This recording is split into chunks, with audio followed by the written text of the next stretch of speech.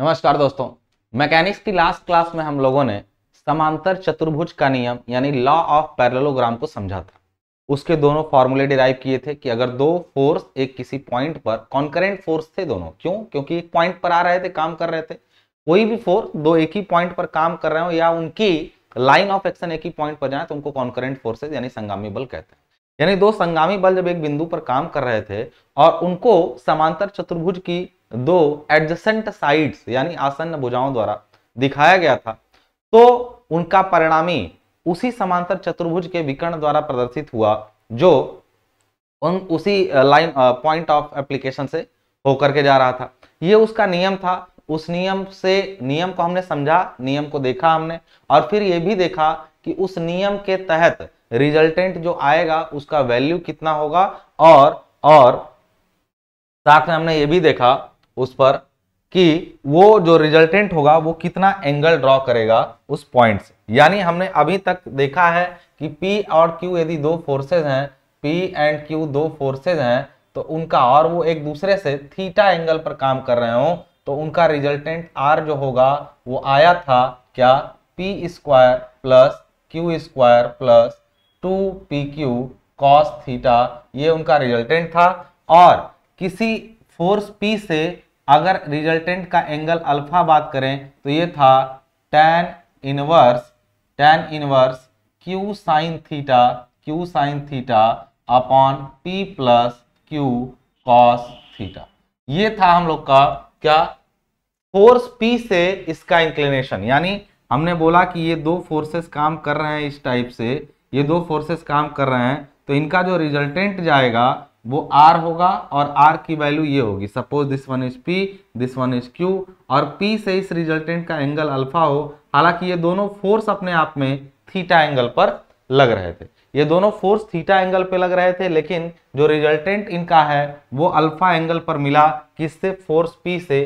तब उस अल्फा की value Q sine theta upon P plus Q cos theta मिल गई। क्लियर है? यानी हम लोग ये चीजें हम लोग डिटरमाइन कर चुके हैं ऑलरेडी, हम लोग इसको डिटरमाइन कर चुके हैं। ये दो फॉर्मूले हमने डिराइव भी कर लिए थे कि कहां से आए थे और इनका मतलब समझ लिया था ठीक तरीके से। इनमें कुछ स्पेशल केसेज होते हैं, जैसे कि यदि मैं आपसे कहूं, अगर मैं यहीं पर लगे हाथ इन्हीं के साथ में आपको समझा दूं, लेक्चर को आगे बढ़ाते हुए हमने यहां पर लिख दिया स्पेशल केस यानी स्पेशल केसेज यानी विशेष परिस्थितियां। क्या क्या विशेष परिस्थितियां हैं? यदि मैं फिर से आपको बता दूं, डायरेक्ट मैंने पढ़ाना शुरू किया आप लोगों को।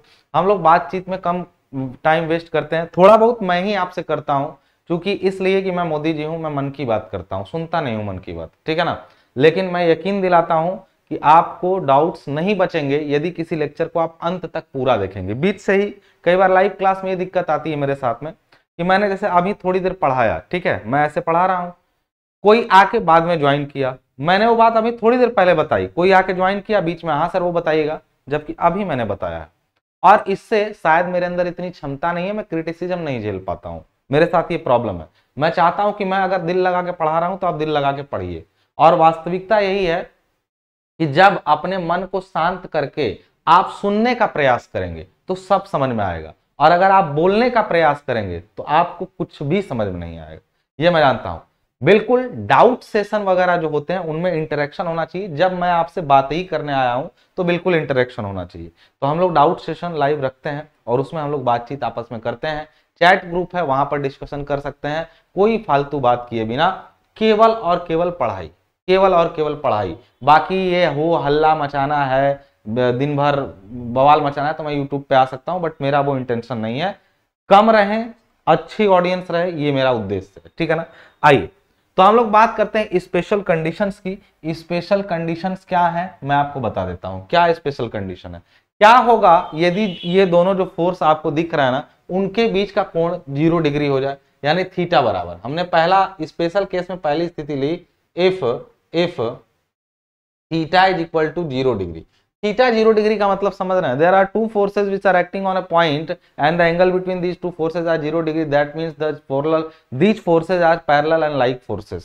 मतलब मैं ये कह सकता हूं कि ऐसे फोर्स जिसमें मान लीजिए कि एक फोर्स आपका ऐसे जा रहा था, सपोज करो कि ये फोर्स क्या है, इस फोर्स का नाम है P, ठीक है ना, और आप ही बताओ इसी के ठीक सेम डायरेक्शन में, अगर सेम डायरेक्शन में इसी पॉइंट से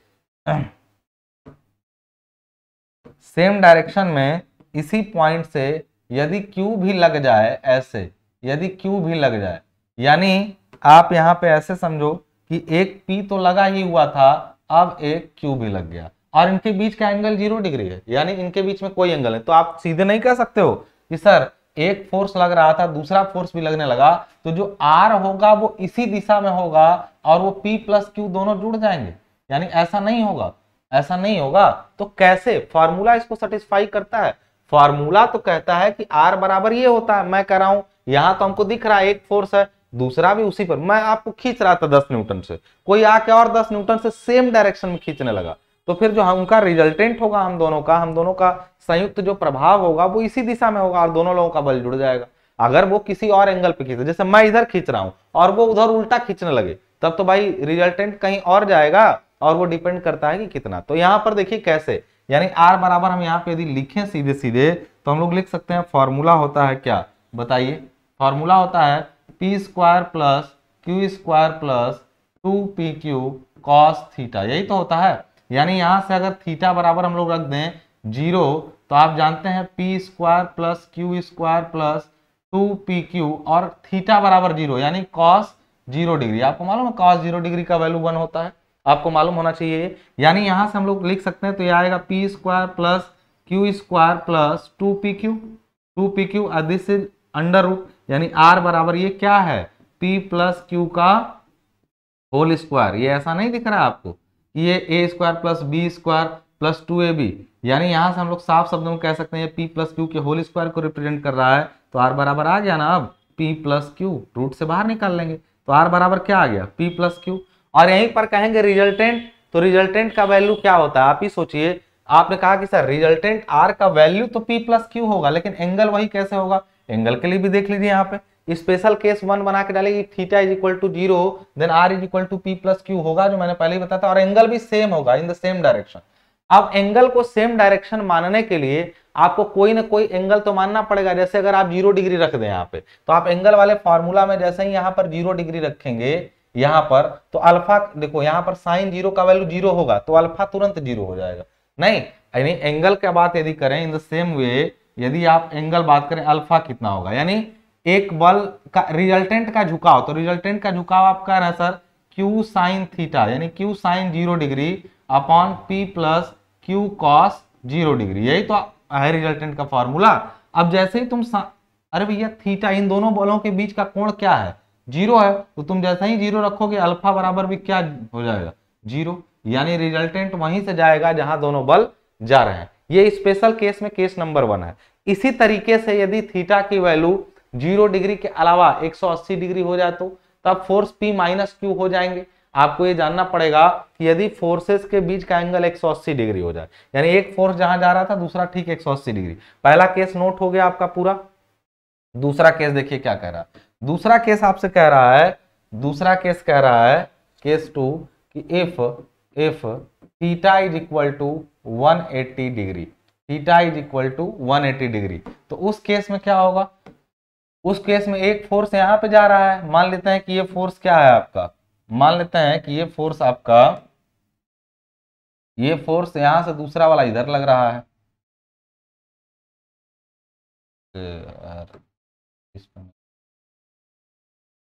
चलो इसको मान लेना तुम लोग, ठीक है ना। यहां पर इस फोर्स को मान लो P और इसको मान लो Q।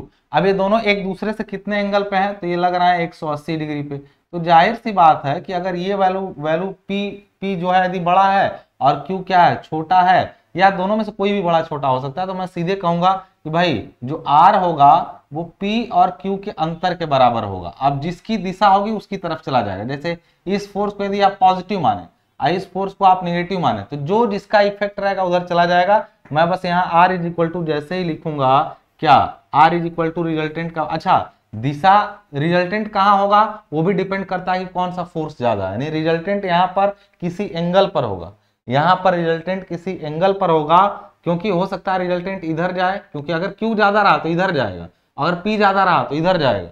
तो अब रिजल्टेंट, सॉरी गलत, रिजल्टेंट इन्हीं में से किसी एक तरफ होगा, चाहे इधर होगा चाहे इधर होगा। यानी ये अगर भारी पड़ा, ये यदि भारी पड़ा तो रिजल्टेंट इधर हो जाएगा, ये भारी पड़ा तो रिजल्ट, वो सॉरी फॉर दैट, ये एंगल के लिए होता है। यानी हमने कहा कि रिजल्टेंट इस पॉइंट से या तो इधर जाएगा या तो इधर जाएगा। कैसे? तो पहले आर की वैल्यू निकाल लेते हैं, P square plus q square plus 2pq, और हमने लिख दिया कॉस, कितना डिग्री पे है दोनों, 180 डिग्री पे है। जैसे ही तुम कॉस 180 डिग्री रखोगे तो इसका वैल्यू कितना होता है, -1 होता है, याद कर लो, क्योंकि ये साइन 90 हो जाएगा और साइन दूसरे कोऑर्डिनेट में, तो यहाँ पे r इज इक्वल टू आ जाएगा क्या, P square plus q square plus, अब कॉस 180 की वैल्यू क्या होती है, तो ये अपने आप ही वहां से माइनस हो जाएगा, तो ये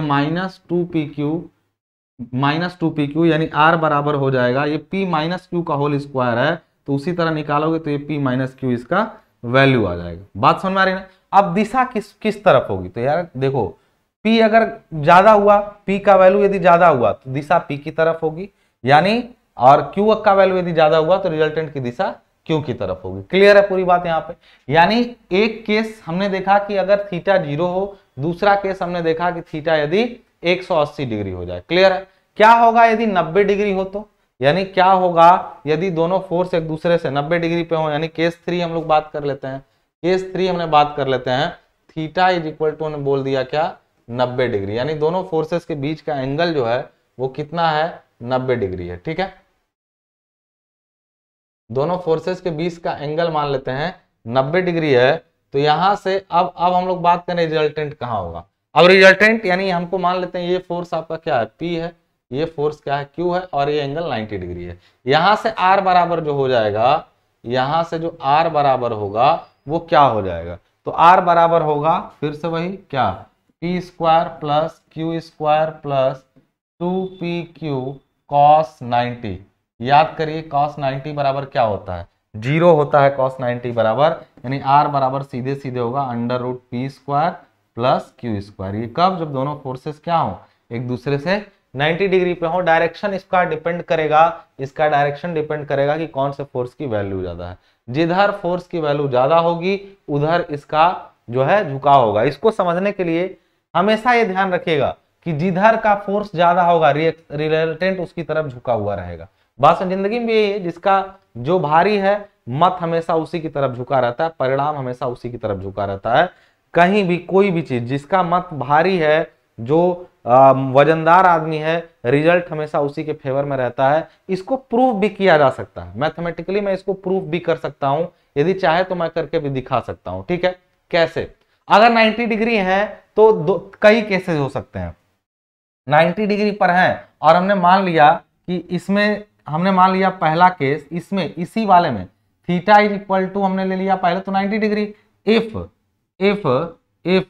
theta is equal to 90 degree and P बराबर है Q के, और P क्या है, Q के बराबर है, ऐसा हमने मान लिया। जब PQ बराबर होंगे तब तो कहीं नहीं झुका रहेगा, यानी 45 डिग्री पे जाएगा, ये गारंटी है। कैसे जाएगा, हम चाहे तो इसको प्रूव भी कर सकते हैं बिल्कुल कि ये कैसे जाएगा, लेकिन जरूरत नहीं है इतना इस डिटेल में आपको उस चीज को पहुंचने की, कैसे जाएगा क्या जाएगा, इस चीज को आपको पहुंचने की जरूरत नहीं है। आप चाहें तो आप रखिए यहाँ पर, जब P बराबर Q रखेंगे ना, इसमें P के बराबर जब आप Q रखेंगे तो ये भी P स्क्वायर, ये भी स्क्वायर, फिर आ जाएगा 2P स्क्वायर और उसके बाद cos 90, यानी यहाँ पे P square plus P square करके आएगा, और फिर रिजल्टेंट तो आ जाएगा यहाँ पे √2P के बराबर। अगर हम लोग P बराबर यहाँ पर हो तो R बराबर यहाँ पे आ जाएगा √P square plus P square, तो वहां से 2P स्क्वायर होगा तो √2P के बराबर रिजल्टेंट आएगा। अब यदि कहना चाहें कि सर ठीक है, पहले केस में हमने मान लिया कि ऐसा होगा, लेकिन अगर ऐसा हो जाए कि पूछा कि ठीक है √2P तो होगा लेकिन एंगल क्या होगा, तो एंगल को प्रूफ करने के लिए आपको इसका एंगल वाला फार्मूला लगाना पड़ेगा। यहाँ पे ये वाला एंगल वाला Q साइन थीटा के जगह भी P sign theta upon P plus P cos theta रखना पड़ेगा। बात समझ में आ रही है? जब इनको रखेंगे फिर ट्रिग्नोमेट्री के कुछ फॉर्मूले से इनको सॉल्व करेंगे तो वहां से अल्फा की वैल्यू निकल के 45 डिग्री आएगी। तो वो आपके एग्जाम के लिए कोई जरूरी नहीं है, ना तो कहीं कहीं भी उसको पूछा जाएगा। आप मान के चलिए, बस उसका यहाँ पे रिजल्ट लिख दीजिएगा, उस चीज का यहाँ पे रिजल्ट लिख दीजिएगा, एंड यहीं पर इसी में R बराबर तो होगा और अल्फा बराबर 45 डिग्री होगा। ये दोनों चीज आपका रिजल्ट हो गया, यहां से आप इसको नोट कर लेंगे, ठीक है ना। यानी ऐसा होगा तो ऐसा होगा।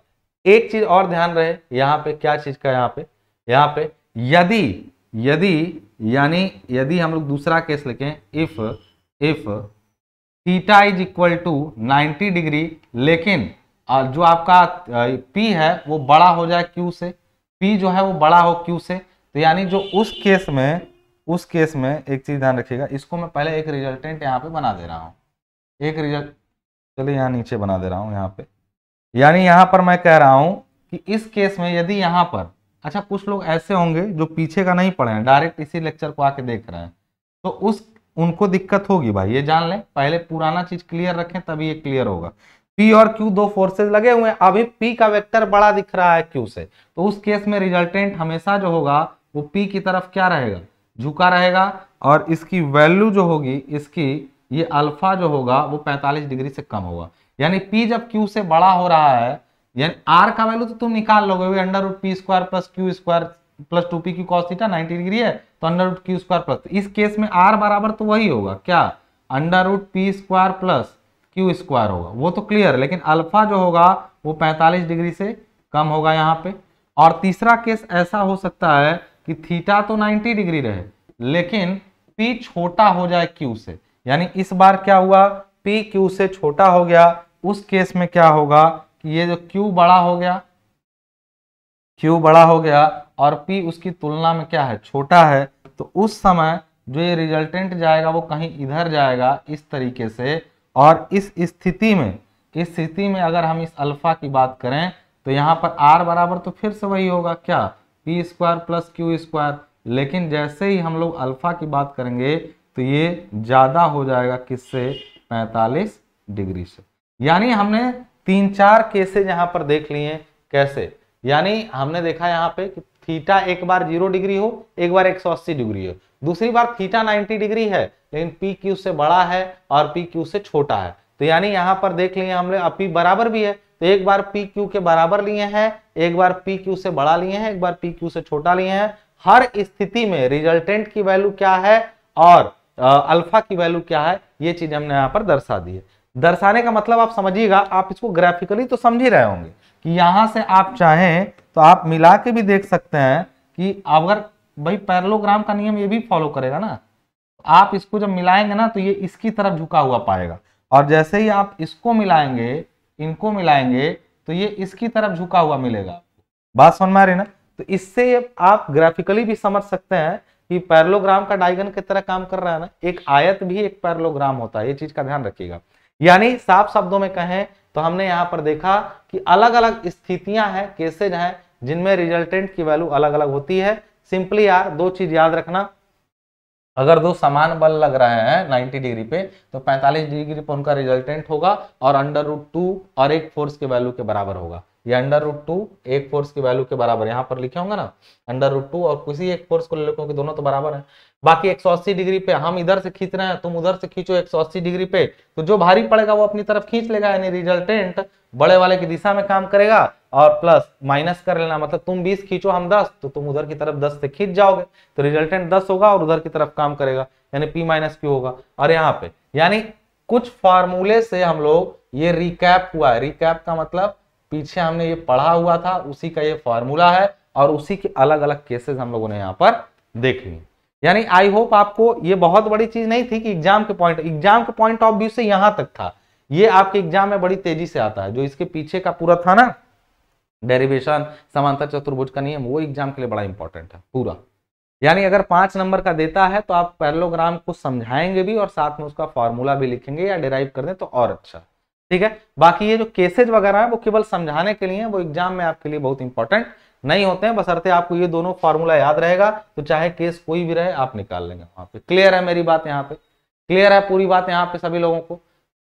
अभी तक आप लोगों ने समांतर चतुर्भुज का नियम देखा, समांतर चतुर्भुज का। अब इसी से जुड़ा हुआ एक सिंपल क्वेश्चन मैं आपको बोल दे रहा हूं, आप इसको हिंदी और इंग्लिश दोनों में लिख लीजिएगा। यानी पहले मैं क्वेश्चन को इंग्लिश में लिख दे रहा हूं, फिर हिंदी में लिख दे रहा हूं, सभी लोग इसको मेरे साथ साथ लगाएं। अभी के अभी मैं बोल रहा हूं कि if two forces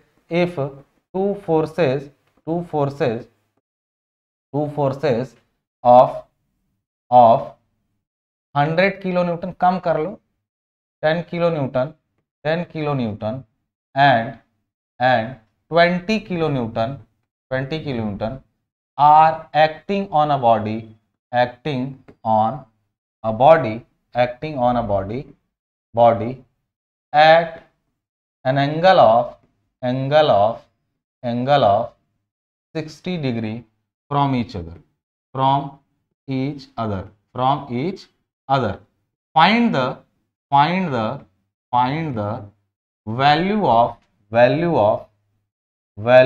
of resultant, find the value of resultant and its slope from major force, slope from major force। यानी हमसे दो चीजें पूछा। क्वेश्चन हिंदी में क्या बोलेगा, इसी क्वेश्चन को क्या बोलेगा, यदि दो बल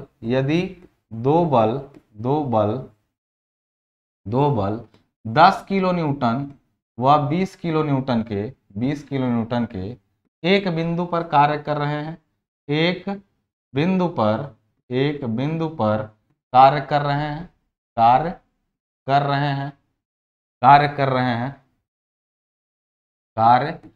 हैं जो कि एक दूसरे से 60 डिग्री पर लगे हैं। तो क्या हमें बताना है, find the value of resultant and its slope from major force. यानी हमने बोला तो इनका परिणामी और बड़े बल से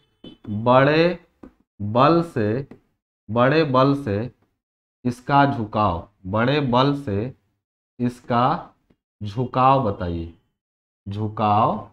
बताइए। बहुत सिंपल क्वेश्चन है, फॉर्मूला बेस्ड है, कोई तामझाम नहीं है, आसानी से लगाया जा सकता है। तो अभी और क्वेश्चन इस चैप्टर में बहुत सारे हैं जो लगाने पड़ेंगे, लेकिन चिंता मत करिए, मैंने एक आपका टेस्टिंग के लिए बस दिया। अभी अच्छे न्यूमेरिकल आएंगे, बड़े तगड़े इस चैप्टर में अच्छे न्यूमेरिकल मिलेंगे। अभी कम से कम 5 लेक्चर तक ये चैप्टर आपका चलता रहेगा, ठीक है ना। बड़ा चैप्टर है, बहुत सारी चीजें सीखने को मिलेंगी और पूरा बेसिक जो आगे आपके डिजाइन वगैरह में प्रयोग होने वाली चीजें हैं ना, वो सब इस चैप्टर में आपको मिलने वाली हैं। अंत में इस चैप्टर के आपको समझ में आ जाएगा कि हमने बहुत कुछ समझा और बहुत कुछ सीख भी लिया। यानी सबसे पहले हमसे क्या पूछा, दोनों भाषा में क्वेश्चन आपके सामने लिखा हुआ है, कोई दिक्कत किसी भी को भी नहीं होनी चाहिए। हमें बोला कि दो फोर्सेज हैं, चलो भैया दो फोर्सेज हैं, एक फोर्स क्या है 10 का, दूसरा क्या है 20 का, और कोई भी एक बना लीजिए। ये मान लीजिए 10 वाला फोर्स है, इसका वेक्टर है, तो जाहिर सी बात है 20 वाला इससे बड़ा होगा, 20 वाला इसका दोगुना होगा, क्योंकि फोर्स एक कौन सी क्वांटिटी है, फोर्स को आप क्या समझते हैं, ये कौन सी क्वांटिटी होती है, वेक्टर है। इसमें तीर की लंबाई ही उसके मान को बताती है, इसलिए जो बड़ा फोर्स है उसको हमेशा बड़े तीर से दिखाना चाहिए, छोटे फोर्स को छोटे तीर से। इनका जो रिजल्टेंट होगा वो कहीं ना कहीं यही होगा, इनका रिजल्टेंट कहीं ना कहीं यही होगा। अब ये कहाँ होगा हमको नहीं मालूम है, या तो हम ऐसा करें कि ग्राफिकल मेथड से एक 20 सेंटीमीटर की लाइन खींचें 90 डिग्री पर, सॉरी ये 90 डिग्री मैंने बनाया, लेकिन ये बोला हम लोगों से 90 डिग्री नहीं था, हम लोगों से ये बोला कितना था कि दोनों बल एक दूसरे से 60 डिग्री पर काम कर रहे हैं, एक दूसरे से दोनों बल क्या है 60 डिग्री पर काम कर रहे हैं। इस पर मैंने फोकस नहीं करा, देखिए ध्यान से। अब रिजल्टेंट की कहानी थोड़ी अलग हो सकती है, बिल्कुल अलग होगी भी, जरूरी भी है होना। अब रिजल्टेंट मान लीजिए कहीं पर इधर काम कर रहा है, ठीक है, कहीं इधर रिजल्टेंट इसका काम कर रहा है ऐसे, और ऐसे इस तरफ झुका हुआ। अब उस कहीं भी रहे हमसे क्या मतलब, हम बस इतना जानते हैं ये दोनों फोर्स एक दूसरे से क्या है 60 डिग्री पे है। ये बड़े फोर्स है, बड़ा फोर्स कितना है, ये 20 किलो न्यूटन है, छोटा फोर्स कितना है यहाँ पे 10 किलो न्यूटन है। बड़े बल से झुकाव पूछा है ना, तो हमेशा समझिएगा बड़े बल से झुकाव, अगर बड़ा ये होता तो इधर से झुकाव बताना पड़ता, हमने बड़े वाले को इधर मान लिया है, ठीक है। तो बड़े वाले को हम मान रहे हैं P और छोटे वाले को मान रहे हैं हम लोग Q, और ये रिजल्टेंट आपका क्या है यहाँ पे R है। तो अब आपको तो मालूम नहीं कि कितना डिग्री है, कुछ नहीं, अभी पता चल जाएगा कि रिजल्टेंट कहाँ जा रहा है कितने डिग्री पे। सॉल्यूशन में resultant R is equal to वही फार्मूला अपना पुराना वाला, यानी क्या लगाएंगे P² plus Q² plus 2PQ cos theta. Exam में यदि आपके ये क्वेश्चन आता है तो आप डिप्लोमा कर रहे हैं तब तो आप ये डायग्राम बना सकते हैं, तो उससे एग्जामिनर थोड़ा लगेगा कि हाँ लड़का जानता है।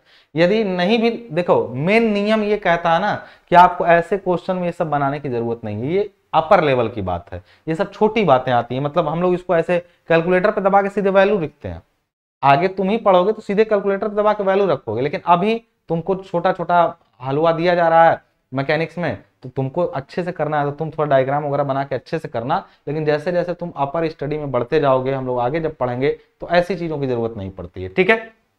रिजल्टेंट में सारा वैल्यू पुट करते हैं, यहाँ पे वैल्यू पुट कर दें, यानी यहाँ पे हो जाएगा 10 का स्क्वायर प्लस यहाँ पर हो जाएगा 20 का स्क्वायर प्लस 2 गुणा 10 गुणा 20 और कॉस थीटा यानी कॉस का 60 डिग्री यहाँ पर रख देंगे हम लोग, यानी कॉस 60 डिग्री का वैल्यू 1/2 होता है। यानी सबका वैल्यू यदि हम लोग पुट करें तो यहाँ पर होता है क्या 100 प्लस 400 प्लस 10 20 200 दूना 400 400 और ये 1/2।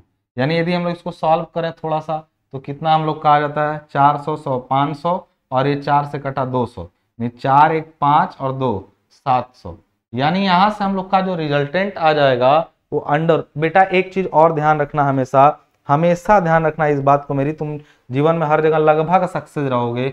26.45 किलोमीटर, क्या मैं बताने जा रहा था, कभी भी कोई भी इंजीनियरिंग का सब्जेक्ट हो चाहे मैथ का सब्जेक्ट हो, कभी भी शुरू से ही कैलकुलेटर मत यूज करना, कोशिश करना चीजों को पहले बिना कैलकुलेटर के लिखते जाओ। और दूसरा भी, किसी भी चीज को कभी दशमलव में मत प्रयोग करना, ये चीज जानना।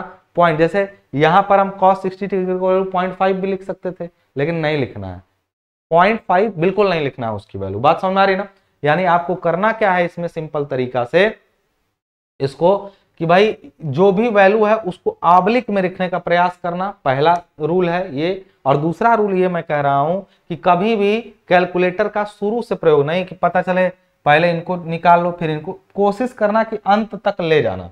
उससे दो बहुत बड़े फायदे होंगे, एक तो आंसर तुम्हारा बहुत ही सटीक आएगा, दूसरा रिजल्ट जो होते हैं, जो आपका कैलकुलेशन का टाइम होता है वो बहुत क्या होता है, घट जाता है, कैलकुलेशन टाइम आपका घट जाता है। तो पहले तो ये रिजल्टेंट जो होगा वो 26.45 होगा, यानी यहाँ पे ये जैसे ये एरो 20 सेंटीमीटर है, ये 10 सेंटीमीटर है, तो ये अपने आप 26.45 होगा। चाहे तो तुम 60 डिग्री पर दो लाइनें बनाओ, एक को 20 सेंटीमीटर रखो, एक को 10 सेंटीमीटर रखो, इनको मिला के एक पैरेललोग्राम बनाओ, उसका ये वाला डायगन जब नापोगे ना तो 26.45 सेंटीमीटर आएगा। यदि आप 1 किलोन्यूटन को 1 सेंटीमीटर के पैमाने पर ड्रॉ करोगे तो ग्राफिकली इसको आप बना सकते हो किस तरीके से, ऐसे। ग्राफिक नियम में कुछ नहीं कहता, कहता जो वैल्यू हो उनको ग्राफ के पेपर पे प्लॉट करो, जितने एंगल पर बोला उतना बताओ, फिर कहता तो है कि विकर्ण को मिला दो, विकर्ण वाली लाइन जो होती है वो सेंटीमीटर में आएगी और वही उस पर रिजल्टेंट को प्रदर्शित करेगा। अब इसकी दिशा क्या होगी, दिशा तो उसके लिए तो अल्फा निकालना पड़ेगा, यानी डायरेक्शन ऑफ रिजल्टेंट, यानी रिजल्टेंट की दिशा क्या होगी, उसके लिए सिंपल है। अब हमें यहाँ पे हमने इसको अल्फा माना है, तो अल्फा इज इक्वल टू, ये बड़े, अगर बीटा पूछता तो बड़े वाले छोटे बल से झुकाव दोनों से निकाल सकते हैं। देखिएगा अभी मैं आपको बोला भले एक से है, मैं आपको दोनों से निकाल के दिखाऊंगा, फिर कुछ प्रयोग भी करेंगे। यानी अल्फा बराबर यहाँ पर हो जाएगा, जिस बल से पूछा है उसका दूसरा बल लेते हैं, यानी अगर आप 200 वाले से झुकाव पूछा है तो उधर वाले को लेंगे, यानी जैसे लिखोगे q sin theta upon p plus q cos theta. यदि यहाँ पर बीटा पूछता यानी छोटे वाले बल से झुकाव, तो यहाँ पर q नहीं, यहाँ पर बड़ा वाला बल आता, यानी तुम पी क्यू माने हो तब ऐसा लग रहा है। दोस्त ये ध्यान रखना, कई बार जब बड़े वाले से पूछे तो ऊपर छोटा वाला रहेगा, जब छोटे वाले से पूछे तो ऊपर बड़ा वाला रहेगा, ठीक है। यानी क्यू बराबर यहाँ पर हम लोग क्या रखेंगे, तो क्यू का वैल्यू है हम लोग का 10 और साइन थीटा का मतलब साइन हो गया, इनके बीच का एंगल क्या हो गया 60 डिग्री। फिर यहाँ पे पी क्या होगा हम लोगों का 20 प्लस क्यू का मतलब 10 और कॉस 60 डिग्री। बात समझ में आ रही ना। यानी वैल्यू यहाँ पे रखे हम लोग 10 गुणा साइन 60 का वैल्यू जानते हो ना, √3/2 होता है, यानी √3/2 यहाँ पर करें अगर यहाँ पे हम लोग ऊपर ही कट जाता है, रुको एक सेकंड, √3/2 से 10 से कटेगा ना, डिवाइडेड बाई और 20 प्लस और ये 10 गुणा 1/2, यानी इसको सॉल्व करोगे तो ये अल्फा बराबर tan इनवर्स होगा दोस्त, यहाँ सॉरी tan इनवर्स, यानी यहाँ पर भी लिखना है यहाँ पे tan इनवर्स ही। अब tan इनवर्स इसका वैल्यू पूरे का कितना आ रहा है, तो सॉल्व करते हैं तो आएगा हम लोग का tan इनवर्स, और ये 10 से 2 बार 5 5√3 आया, 5√3, और नीचे क्या आ रहा है 20 + 5 25 आ जा रहा है, ये 25, यानी इसको और सॉल्व करें तो क्या आ जाएगा tan इनवर्स और ये 5 से कटा तो √3 और नीचे क्या आ रहा है 5, इसका वैल्यू निकाल दो तो यहीं से अल्फा बराबर आ जाएगा tan इनवर्स √3/5 का वैल्यू निकालो तो आ जाएगा आपका। जब कैलकुलेटर में ये बटन दबाना हो ना tan इनवर्स का, तो तुम क्या करोगे, tan के ऊपर tan इनवर्स रहता है तो हमेशा शिफ्ट दबाना। कैलकुलेटर में यहाँ पर देख लो, यहाँ जो ऑन बटन है ना, इसके बगल में एक शिफ्ट बटन होता है, शिफ्ट दबाने से वो जो रहता है, जो भी बटन होती है ना, उसके ऊपर कुछ लिखा रहता है, तो ये ध्यान रखना। यहाँ पे क्या होता है, यहाँ पे जब शिफ्ट दबा करके tan दबाओगे ना तो tan इनवर्स आ जाएगा। अब हमेशा ध्यान रखो, ब्रैकेट लगा के tan इनवर्स के बाद ब्रैकेट जरूर लगाना, और तब लिखना रूट का निशान दबा के √3/5 लिख के ब्रैकेट बंद करना। आंसर जो आएगा इसका वो आ जाएगा तुम्हारा 19 डिग्री और 6 मिनट और 23 सेकंड। अब ये पूरा आपका वैल्यू आ गया, कहेंगे ये सब तो सर इसका झुकाव आ गया यहाँ से, यानी ये एंगल अल्फा तो पता चल गया, सर थोड़ा बीटा भी बता दीजिए, सर थोड़ा बीटा भी बता दीजिए। तो चलो मैं बीटा बता देता हूं। यानी हमें बोला तो यहीं तक था, हमारा आंसर हो गया, बड़े बल से झुकाव हमारा आ चुका है। लेकिन थोड़ा क्लियरिटी के लिए हम लोग, यानी हमने इसका स्लोप फ्रॉम आपका माइनर फोर्स, यानी जो छोटा फोर्स है, माइनर फोर्स से इसका अगर हम लोग स्लोप निकालें तो कितना होगा, जो छोटा बल होगा उससे इसका फोर्स निकालें तब कितना होगा, तो मैं कहूंगा कि उसको बीटा मान लें और वो हो जाएगा P sin theta upon Q + P cos theta हो जाएगा। क्लियर है पूरी बात यहाँ पे, पूरी बात यहाँ पे क्लियर है। यानी P का वैल्यू हम लोग यहाँ पे क्या रखेंगे, तो अब यहाँ पे रखेंगे 20 और साइन फिर से वही हम लोग रखेंगे वैल्यू कितना 60 अपॉन Q का मतलब 10 और प्लस P का मतलब फिर से 20 और cos 60। वैल्यू फिर से पुट करेंगे, 10 और √3/2 करेंगे, ये 20 और √3/2, तो यानी 10 √3 आ जाएगा, 10 √3 आ जाएगा, और यहाँ 10 प्लस और ये 20 का आधा 10, यानी आ जाएगा ये 10 10 20 हो जाएगा, 10 से काटो जो आ जाएगा √3/2। यानी यहाँ पर देखो √3 और यहाँ 10 है, यहाँ 20 है, तो 10 से 20 कटा तो √3/2 आया, और ये tan इनवर्स यानी अल्फा बराबर जो हो जाएगा, यहाँ भी वही बात फिर से मैं भूल जा रहा हूँ, tan इनवर्स, तो यानी tan इनवर्स आ जाएगा √3/2।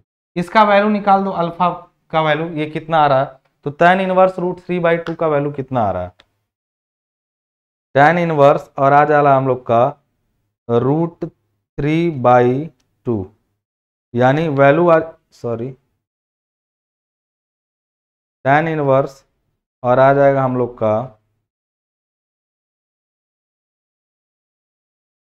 √3/2।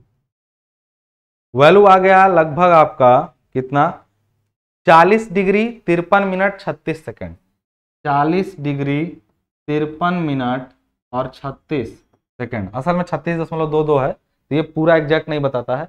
अच्छा, अगर मैं यहां पर देखूं, यहां पर देखूं, यदि मैं ध्यान से देखना, ये वाला एंगल कितना आया है, तो मैं देख रहा हूं आया 19 डिग्री, ये कुछ आया अल्फा का वैल्यू, उधर से बीटा भी आया है, दोनों जोड़ने पे 60 डिग्री होना चाहिए ना। तो तुम देखो अल्फा का जो वैल्यू आया है बीटा का, दोनों को जोड़ो जरा, तो अल्फा का वैल्यू ये, अल्फा का वैल्यू है 19 डिग्री 6 मिनट और इसका 40 डिग्री, तो 40 और 19 तो 59 हो गया, और 53 मिनट और 6 मिनट मिला करके 59 मिनट, और 36 और 24 मिला के 1 मिनट और, यानी इन दोनों को, यानी अल्फा प्लस बीटा को जोड़ोगे तो थीटा के बराबर होगा। ये ध्यान रखना, जोड़ के देख लो, ये पॉइंट के बाद जो छूटा हुआ उसी से थोड़ा अंतर आ रहा है, बाकी दोनों एकदम बिल्कुल सेम आएंगे। यानी हम लोग दोनों से वैल्यू निकाल के देखें और उनका जांच भी कर लिया हमने, उनका जांच भी। क्वेश्चन देखो यार हल्का था, क्वेश्चन छोटा था, मैंने कंसेप्ट क्लियर करने के लिए तुम लोग को बताया। यानी देख लो दो फोर्सेज हैं, हिंदी में इंग्लिश में क्वेश्चन आपके सामने आ गया यहाँ पर। इसको नोट्स में तुम लोग लगा लेना आपने, हो सकता है नोट्स में हो ना हो, नोट्स जो बनी है उसमें बस लिमिटेड क्वेश्चंस वगैरह सब कुछ रहते हैं, लेकिन तुम अपने से भी नोट्स बना, देखो नोट्स देख के खुद नोट्स बनाना, डायरेक्ट नोट्स को प्रिंट मत कराना, कोशिश करना कम से कम मैकेनिक्स मत कराना। बाकी तुम बीएमडब्ल्यू वगैरह या कोई दूसरा जनरल इंजीनियरिंग सब्जेक्ट पढ़ रहे हो तो उसमें करा लेना, बाकी इसमें मत कराना, ठीक है। क्लियर है सभी को बात यहां तक की? नोट कर लीजिए, मैं स्क्रीन से थोड़ा हट जा रहा हूं, आप पूरा यहां से यहां तक नोट कर, मैं रुक के मैं दिखा दे रहा हूं। सबसे पहले यहां पे आ गया क्वेश्चन हमारा, रोक करके नोट कर लीजिए। फिर देखिए यहां पे सोल्यूशन से यहां से नोट कर लीजिए, रोक करके डायग्राम पूरा, ठीक है, हो गया। अब बात आती है यहां से, फिर से यहां से नोट कर लीजिए, यहीं तक है पूरा।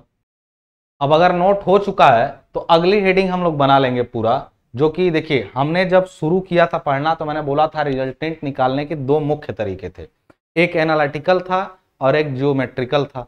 और एनालिटिकल में दो मेथड थे, एक हमने लॉ ऑफ पैरेललोग्राम पढ़ा, दूसरा हमने कहा था रिजोल्यूशन मेथड पढ़ेंगे हम लोग। रिजोल्यूशन मेथड में हम लोग क्या करने वाले हैं, उसके पहले उसी को समझते समझते साथ के साथ हम लोग पढ़ लेंगे रिजोल्यूशन को पहले। तो पहले हम लोग पढ़ेंगे रिजोल्यूशन ऑफ फोर्सेज, यानी रेजोल्यूशन ऑफ, हेडिंग बना देंगे रिजोल्यूशन ऑफ फोर्सेस, बलों का, यानी इसको बोलते हैं हम लोग बलों का विघटन, यानी बलों को तोड़ना, उसके कंपोनेंट में तोड़ना, इसको हिंदी में बोलते हैं बलों का विघटन। बलों का विघटन, एक चीज होता है विघटन, बलों का विघटन, और दूसरा होता है बलों का वियोजन, दोनों में थोड़ा सा अंतर है। एक रिजोल्यूशन ऑफ फोर्सेज है, एक रिजोल्यूशन ऑफ फोर्सेज है, इसको मैंने आप नीचे ऊपर लिखिएगा, मैं साइड में लिख के समझा दे रहा हूं। और दूसरा है rectangular resolution of forces, rectangular resolution of forces, यानी इसको कहते हैं बलों का वियोजन। अब हिंदी में क्यों ऐसा नाम है मुझे समझ में नहीं आता है, लेकिन हम लोग तो इसको सिंपली जानते हैं रिजोल्यूशन ही दोनों को, बस एक किसी एंगल पर किसी ना, अभी आगे धीरे धीरे समझेंगे आप लोग, चिंता मत करिए। हिंदी में थोड़े नाम अजीब हो सकते हैं बट यही है जो मैं लिख रहा हूं वही नाम है, ठीक है ना। जब बलों का विघटन शब्द का हम लोग प्रयोग करते हैं तो हम लोग कहते हैं किसी बल किन्हीं दो दिशाओं में तोड़ने की क्रिया बलों का विघटन कहलाती है। परिभाषा, यानी इसको जब समझ लेंगे ना तो इसके आधार पर फिर आप बलों का रिजल्टेंट भी निकालेंगे। रिजल्टेंट निकालने का एक तरीका हम पीछे देख चुके हैं, अगला तरीका भी जल्दी समझाऊंगा, उससे पहले इस टॉपिक को समझना है। हेडिंग बना लेंगे रिजोल्यूशन ऑफ फोर्सेज और रेक्टेंगुलर रिजोल्यूशन ऑफ फोर्सेज, दो हल्की हल्की डिफरेंट चीजें हैं, दोनों में क्या अंतर है यानी अभी मैं बताता हूं। एक की परिभाषा मैंने यहां पर लिखी, क्या कि किसी बल को किन्हीं दो दिशाओं में, किसी मतलब किसी एक ही बल की बात हो रही है, किसी बल को किन्हीं दो दिशाओं में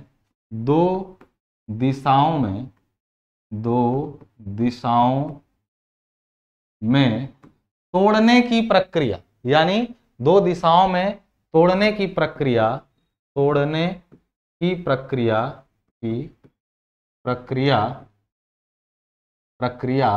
बलों का विघटन कहलाती, या बल का विघटन कहलाती, उस बल का प्रक्रिया, उस बल का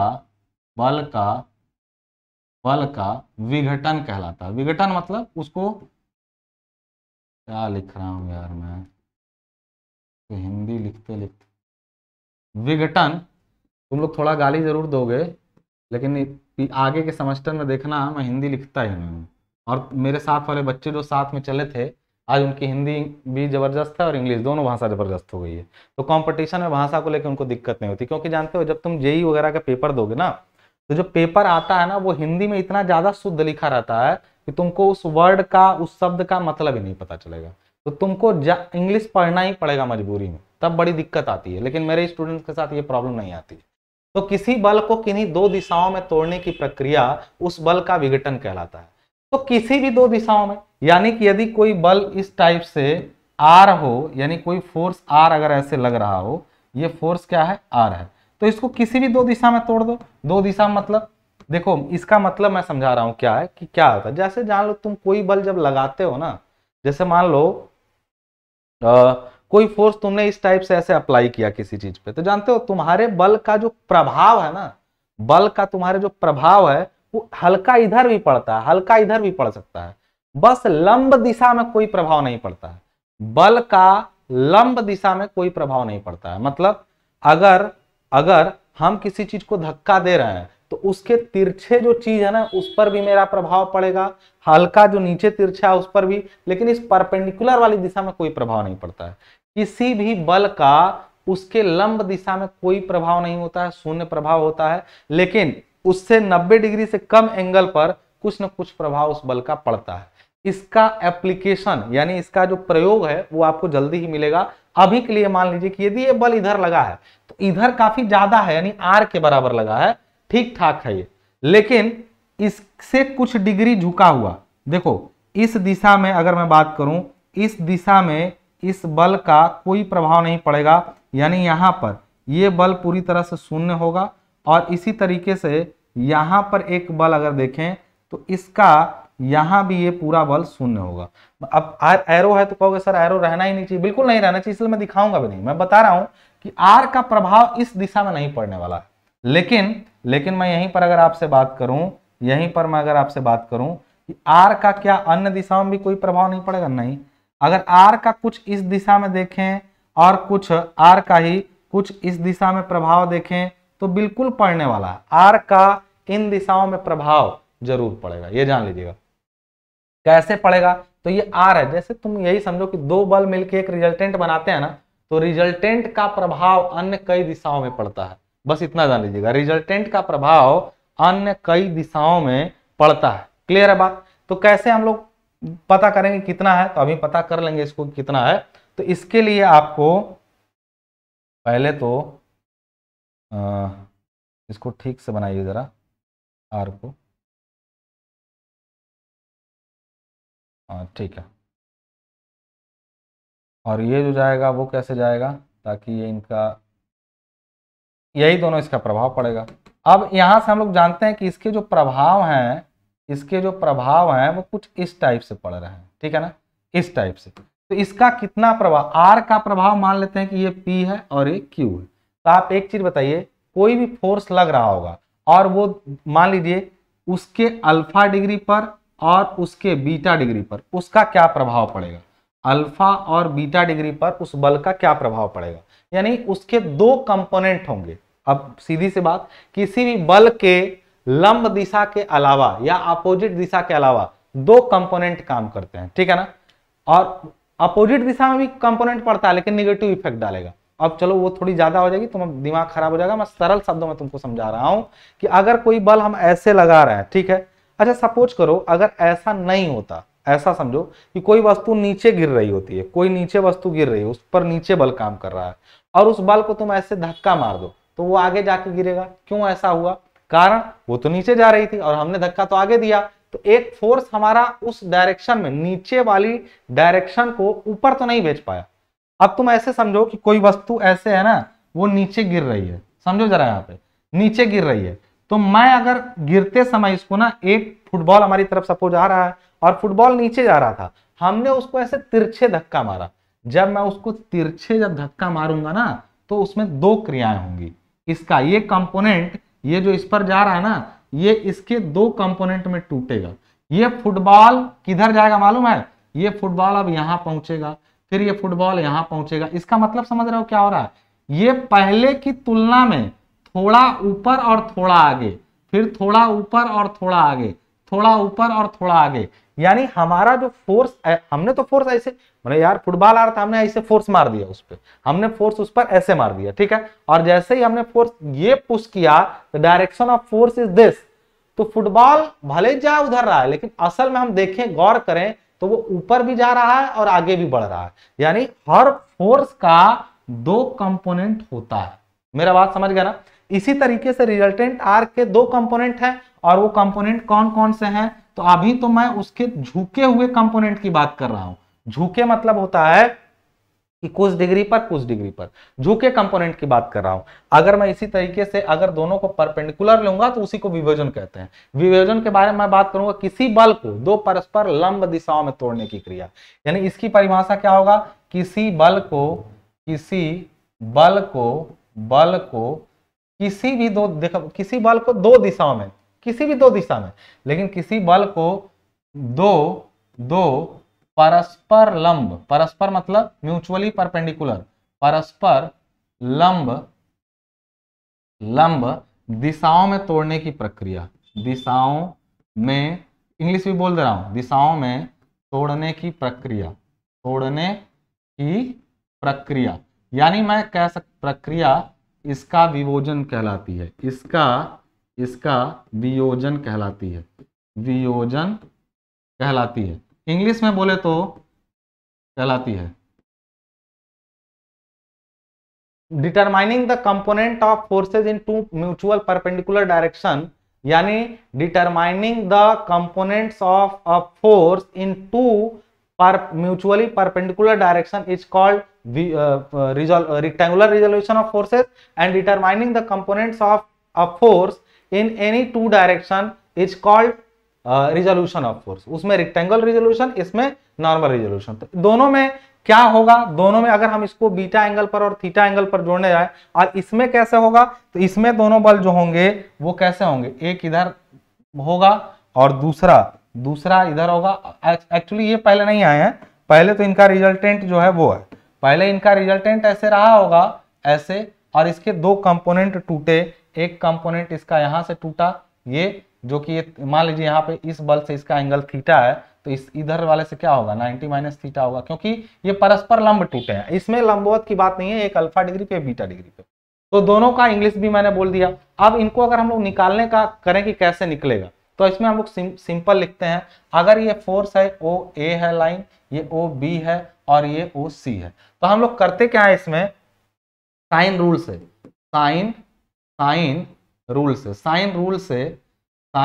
से यानी by sine rule, in the triangle, मैं इंग्लिश हिंदी मिक्स कर दे रहा हूं, त्रिभुज ओ ए सी में अब हम लोग देखें कि असल में ये फोर्स P है, Q है। अगर R फोर्स हमको पता है तो R से अल्फा डिग्री पर जो इसका कंपोनेंट होगा वो कितना होगा, यानी P कितना होगा, यहां भी P मान लेते हैं, इसको भी Q मान लेते हैं, तो यहां पे P कितना होगा R के टर्म में, और यहां भी P कितना होगा R के टर्म में। हमें जानना है कि एक फोर्स R था, यहां पर भी एक फोर्स R है, इसमें रेक्टेंगुलर रिजोल्यूशन हुआ है, इसमें आपका नॉर्मल रिजोल्यूशन हुआ है, दोनों के केस में P और Q कितने होंगे इन टर्म्स ऑफ R।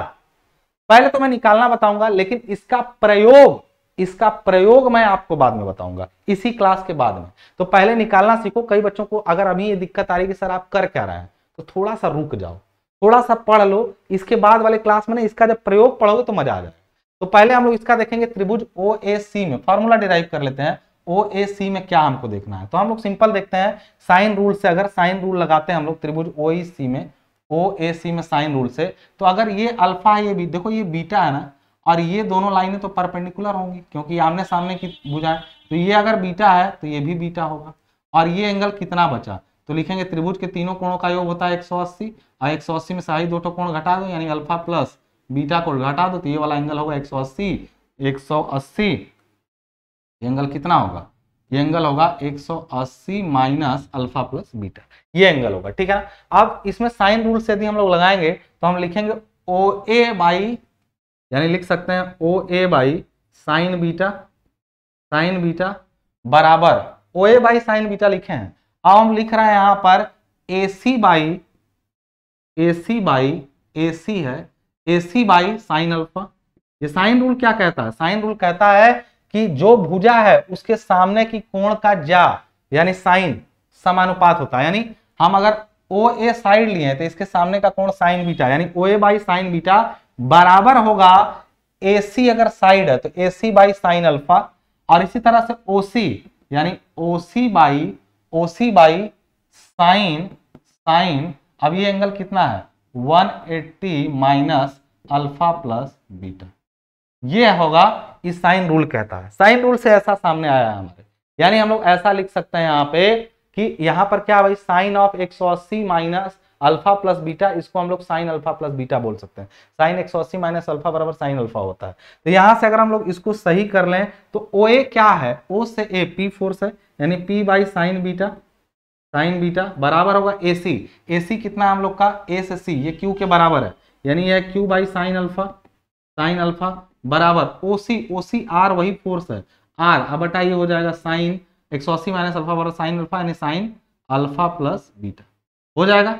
यानी यहां से अगर हम लोग इसको निकालें तो हम लोग एक एक को निकालें भाई, ये बराबर है सब एक में। अब सबसे पहले हम लोग ले लेते हैं इन दोनों को बराबर, पहले इन दोनों को, यानी इफ, यानी हमने लिया यहाँ if p by sine beta, p by sine beta बराबर r बाई साइन, हम लोग ले लेते हैं क्या, अल्फा प्लस बीटा, ये दोनों आपस में बराबर है ना भाई, तो लेते हैं। तो यहां से p बराबर क्या आता है, तो आता है r sign beta, r sign beta upon sine alpha plus beta.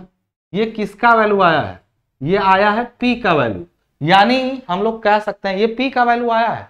यानी हम लोग इसको साफ शब्दों में कहते हैं कि यदि कोई फोर्स r लग रहा हो, उससे अल्फा पर p फोर्स है और बीटा पर कोई फोर्स q है, तो p का वैल्यू ये होगा। और इसी तरीके से इन द सेम वे, इसी तरीके से जब इसको इसके बराबर लेंगे, सिमिलरली सिमिलरली सिमिलरली q बराबर क्या हो जाएगा, q बराबर यदि लें तो आएगा r, और यहाँ पे क्या आ जाएगा, sine alpha upon sine alpha plus beta. यानी अगर दो फोर्सेज ऐसे लगे हुए, एक फोर्स ऐसा लगा हुआ है r, यानी एक फोर्स यदि r लगा हुआ है और दो फोर्स q और p एक दूसरे से अल्फा और बीटा डिग्री पर लगे हुए हैं, तो p का वैल्यू r के टर्म में वो होगा और q का वैल्यू वो होगा। आपको अल्फा प्लस बीटा पता है और r तो फोर्स पता है, तो q ये काम करेगा, p ये काम करेगा। देखो ये भी रिजोल्यूशन किया हमने, लेकिन मैं आपको एक बात बता दूं, इसकी तुलना में ये बड़ा ज्यादा इंपॉर्टेंट है, यानी आपको भविष्य में सबसे ज्यादा ये मिलने वाला है। अब इसमें निकालना है तो ये आसान है, इनके बीच का कोण 90 डिग्री है, तो इसको सॉल्व करना आसान है हमारे लिए। क्यों आसान है मैं बता देता हूं आपको, यहां पे देखिएगा जरा। तो इसको यदि इसी तरीके से निकालना जाए कि P और Q क्या होंगे, वियोजन करने के बाद P और Q क्या होंगे, तो सिंपल तरीका है, आपने OA और OB ले लिया, यहाँ पर O हो गया, ये A हो गया, ये आपका क्या हो गया, OB फोर्स हो गया, और मान लीजिए ये OC है जिसका वैल्यू क्या R है, ये Q फोर्स है, ये P फोर्स है, सबकी वैल्यू निकालनी है। यानी ट्रायंगल ले लेते हैं हम लोग AOC में, यानी ट्रायंगल AOC में, ट्रायंगल AOC में, AOC ट्रायंगल, यानी इसको बना लो पूरा, अगर चाहे तो तुम इसको कंप्लीट कर लो, ट्रायंगल को कंप्लीट करोगे ना तो ये बिल्कुल 90 डिग्री पे आएगा ऐसे। यहीं पे थोड़ा सा खराब है मेरा डायग्राम, पहले तो ये रेक्टेंगल बना ही लो तभी आसान रहेगा काम। ऐसे आ गया, यानी अभी जो R होगा ना वो ऐसे होगा, ठीक है, ये यहाँ पे काम करेगा।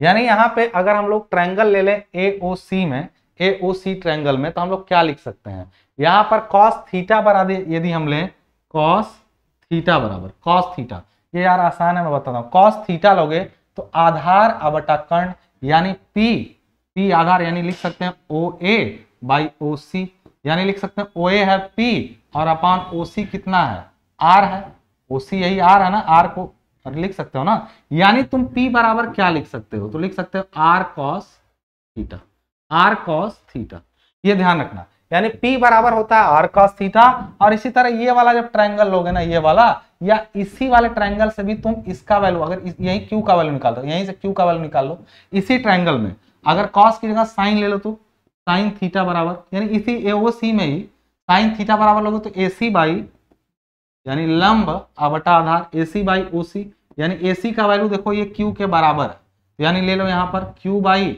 R, यानी हम यहाँ पर अगर लिखें यहाँ पे साफ शब्दों में, तो मैं लिख सकता हूं कि Q बराबर लिख सकता हूं R साइन थीटा।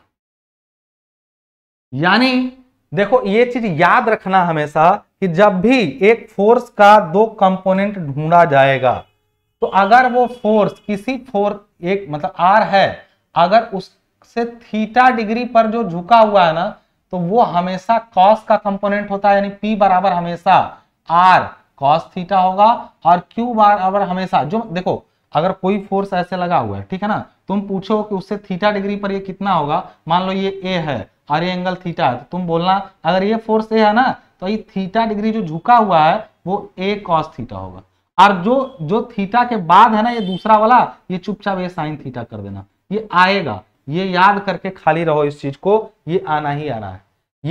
ये ऐसे बार बार कंपोनेंट तोड़ने को तुमको मिलेगा, और इसी रिजोल्यूशन के नियम पर ही अगला तुम्हारा ट्रायंगल लॉ हो, चाहे कोई भी, हर जगह पर। और रिजोल्यूशन से रिजल्टेंट निकालने का तरीका अभी तो केवल हमने क्या बताया आज की क्लास में, हमने आपको क्या बताया, रिजोल्यूशन ऑफ फोर्सेज और रेक्टेंगुलर रिजोल्यूशन ऑफ फोर्सेज, दोनों चीजें हमने, आप अपना कॉपी में से रिजोल्यूशन और रेक्टेंगुलर रिजोल्यूशन को अलग अलग लिखिएगा, मैंने दोनों को पैरेलली लेके समझाया है, नोट कर लीजिए आप यहाँ पे, मैं एक बार दिखा देता हूं आपको, ये पूरा नोट कर लीजिए पहले, यहां से पहले इसको करिएगा फिर उसको करिएगा, ठीक है ना, यहां पे ऐसे, अब फिर उसको भी कर लीजिएगा।